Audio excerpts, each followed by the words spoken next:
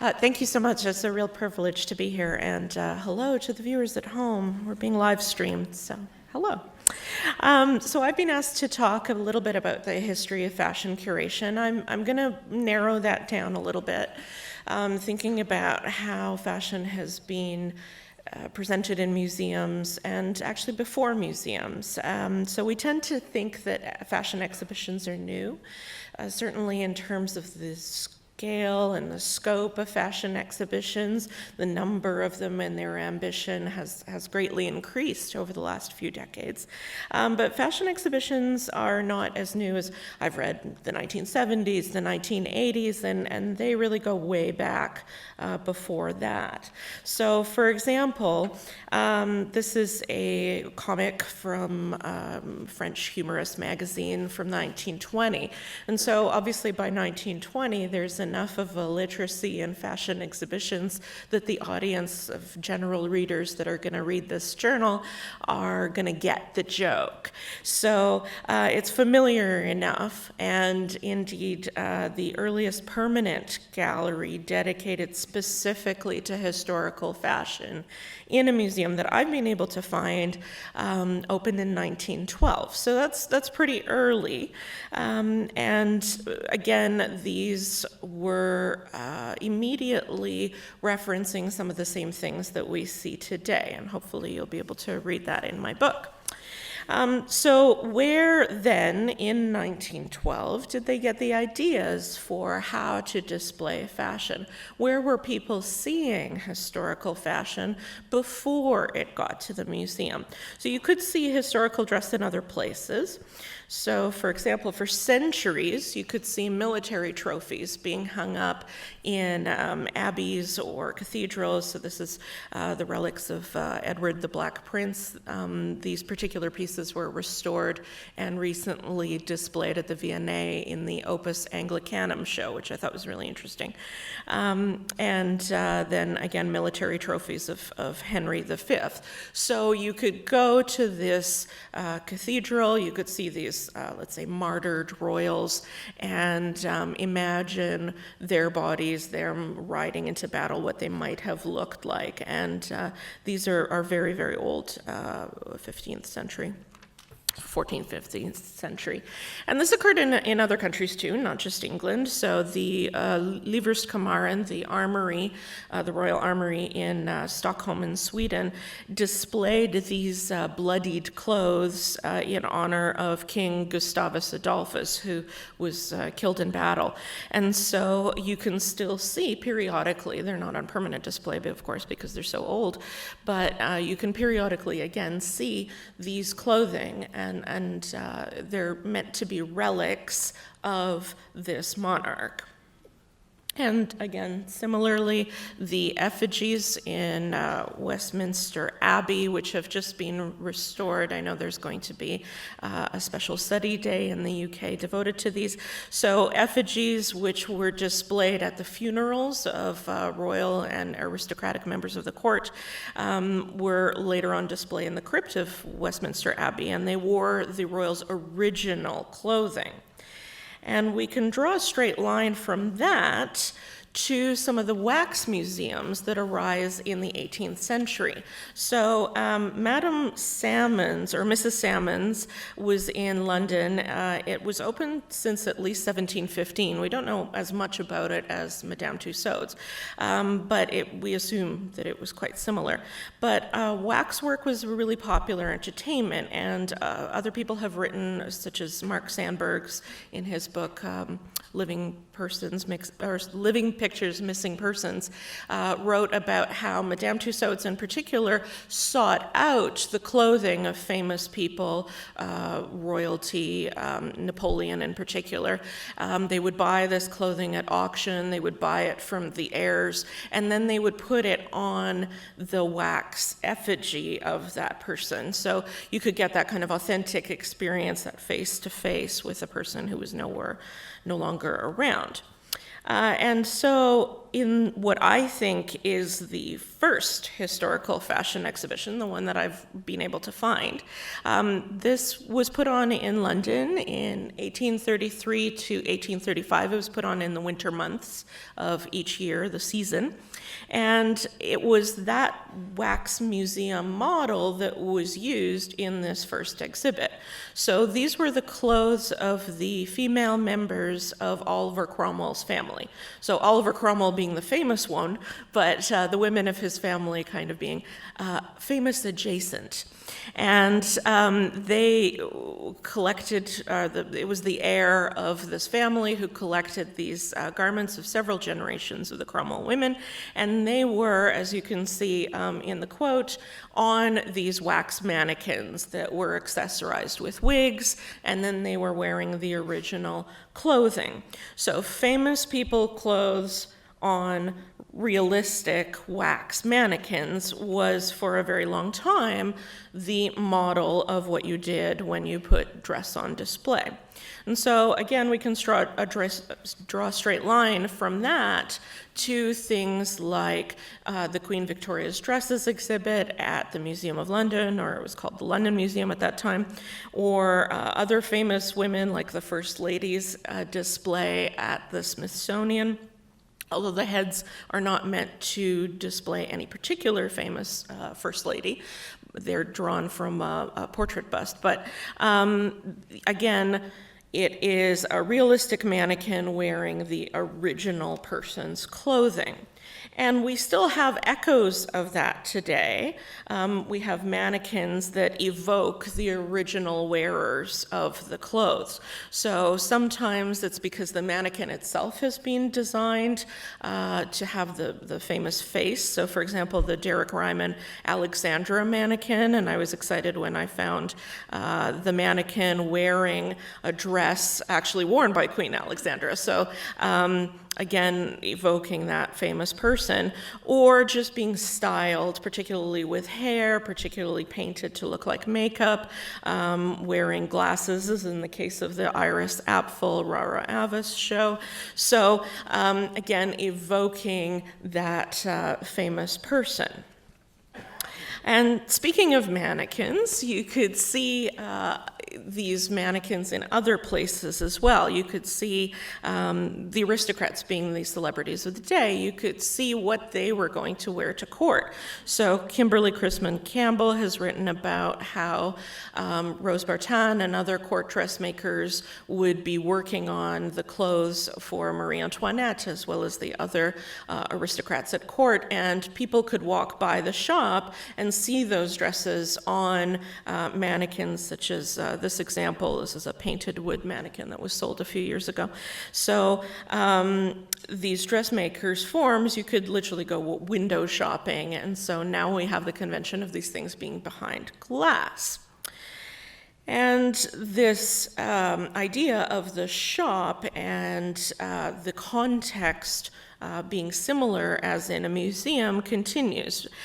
Before the invention of specialized conservation-grade mannequins, museums were more or less at the mercy of what other human forms were available to them, and many of them relied on shop mannequins, sometimes with mixed results.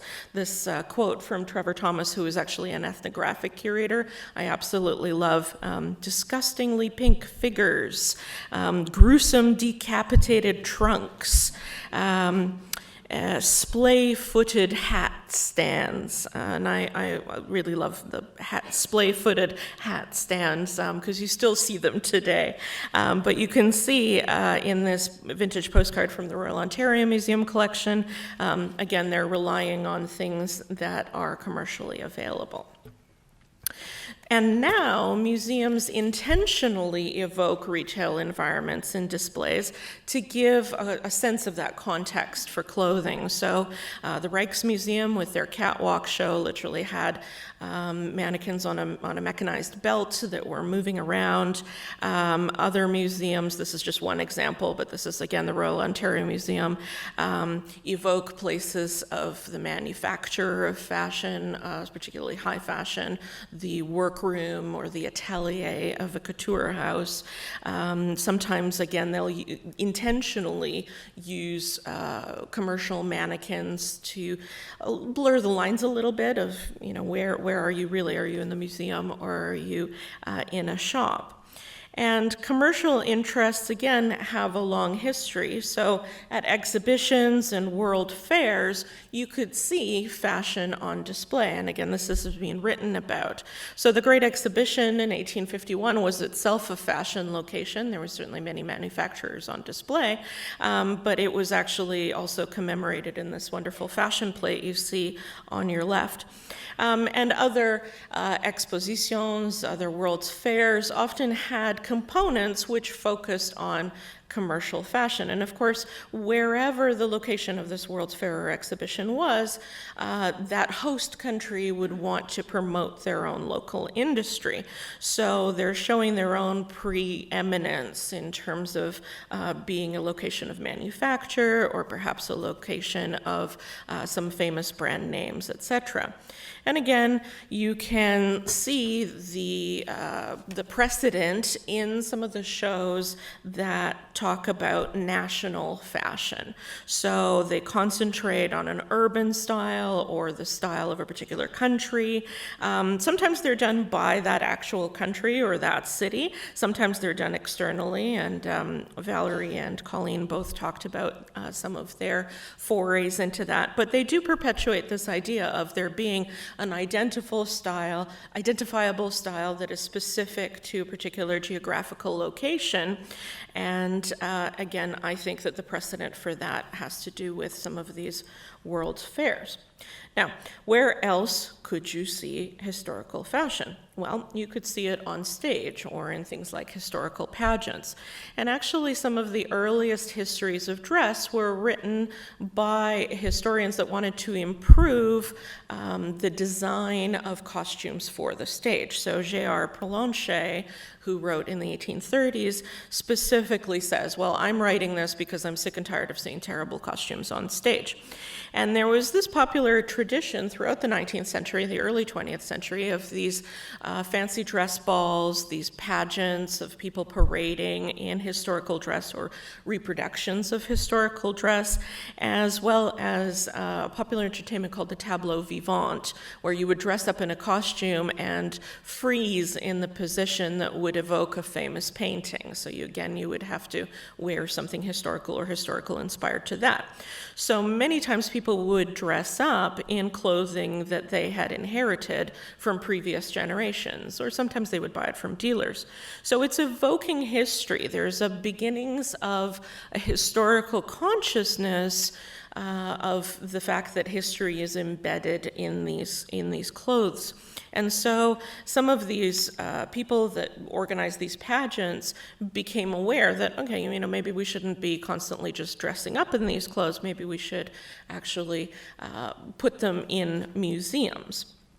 And there's a secondary kind of theater tradition in the lively displays of fashion. So sometimes you get museum displays of actual stage or screen costumes, but more often you get mannequins posed in dramatic poses to enliven a scene, or again, just like a tableau vivant, to be frozen in a recognizable action.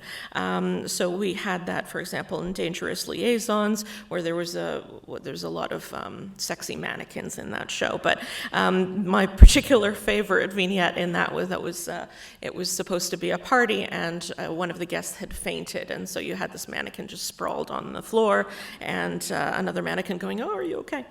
And then the V&A ball gowns show, which is just like very Miley Cyrus, came in like a wrecking ball, literally swinging off the chandeliers. And there was actually other elements of motion in that show. There was turntables and wind as well that was making the clothes move as they were on open display in the upstairs part of the costume court gallery.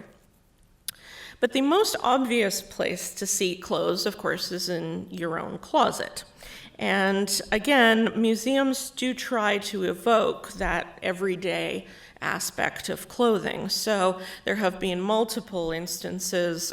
These are actually two images from both Paris Fashion Museum, so the Galliera, as well as the Musée des Arts Décoratifs, where they used rolling wardrobe racks and clothing hung literally on hangers, or alternatively installing things like closets. So the Met has a period room, which is a dressing room, which they recently enlivened with clothing. And now none of the clothing, as far as I'm aware, belonged to the original owner of that period room, but it's meant to evoke what it might have been used for or looked like at the time.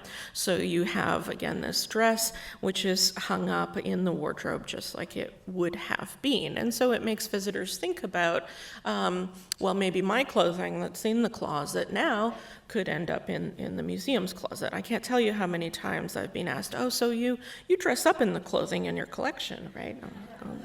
No. And so, a lot of these sets or mise-en-scène approaches to the design of exhibits are meant to evoke these other contexts. You're meant to compare and contrast your own experience of clothing as well as other contexts in which you may have seen clothing. So it looks a little bit more familiar in that way. And it knowingly creates an environment in which the audience is encouraged to compare these contexts, the museum, the shop, perhaps the effigy or the relic display, the other commercial context, their own wardrobes. So all at once it makes it familiar. We can all relate to these contexts. We've all seen it.